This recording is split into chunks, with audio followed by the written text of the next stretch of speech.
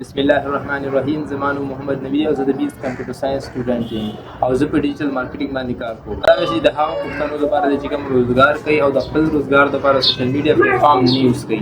زه هغه پښتنو ته وایم چې تاسو روزګار هر څومره کامیاب کړئ، تاسو چې کله سوشل میډیا پلیټ فارم خپل روزګار لپاره نه یوز کوئ نو تاسو خپل روزګار په هغه لیول ته نشئ تللی کوم لیول باندې تاسو ته پکار دي. ځکه چې تاسو روزګار هر څومره کامیاب شي خو تاسو به صرف په خپل علاقه کې یا په خپل ښار کې چې کوم دي خلک ډېر ښه پیژني، د بهر نه چې کوم څوک راشي به تاسو نه پیژني. خو تاسو خپل روزګار دنیا ته ښودل غواړئ نو واحد لار ده صرف سوشل میډیا.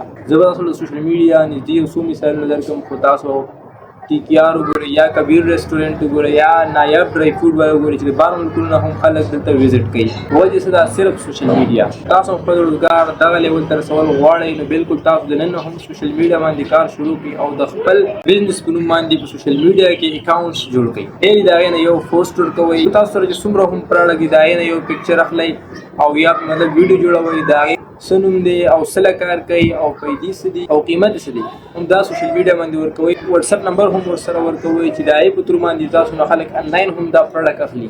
سوشل میډیا پلیټ فارم باندې اکاونټس جوړول څه دومره ګرانه خبر نه ده. تاسو په کلي علاقه کې به هم داسې خلک وي تاسو له اکاونټس جوړولی شي. تاسو فیسبوک باندې اکاونټ جوړ کړئ، یوټیوب باندې جوړ کړئ، فیسبوک باندې پیج جوړ کړئ، ټیک ټاک باندې اکاونټ جوړ کړئ. نور بلا چې سوشل میډیا پلیټ فارم دی په دې غونډو باندې تاسو باندې اکاونټس کولاو کړئ او خپل روزګار چې کوم دی سوشل میډیا په تور باندې دنیا ته وښایي. نن سبا وخت کې 5 بلین پلس خلک انټرنیټ یوز کوي او تاسو دا خلکو ته خپل روزګار رسول غواړئ، واحد لاره ده سوشل میډیا.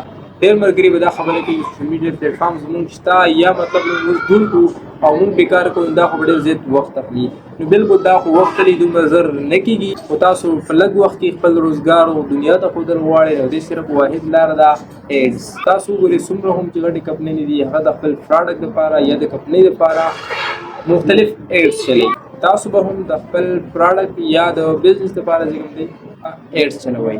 نو ایډز چلولو لپاره زموږ ټیم سره رابطه کولی شئ. زه به تاسو ته ډسکرپشن کې نمبر درکړم. تھینک یو.